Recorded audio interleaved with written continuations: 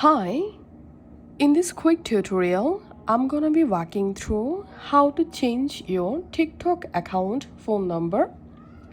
To change your TikTok account phone number, first of all, go to your TikTok app and go to your TikTok profile.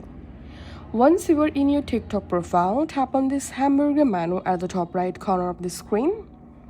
And here, just tap on settings and privacy. Once you are in your account settings and privacy page, now tap on account. Tap on account information.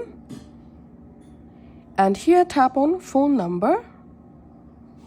And here you'll find these two different options. To unlink or remove your phone number from your TikTok account, just tap on unlink phone. But right now we are going to learn how to change mobile number, right? So we have to tap on change phone. And then you will directly jump into this field. All you have to need, select here your country code.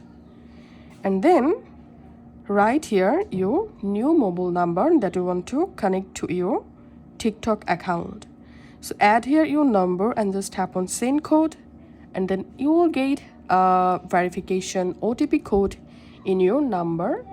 All you have to need, verify your number and that's it. After that, your TikTok account number will be changed. If this video helped you out, please leave a like and leave a comment down below. Thank you for watching.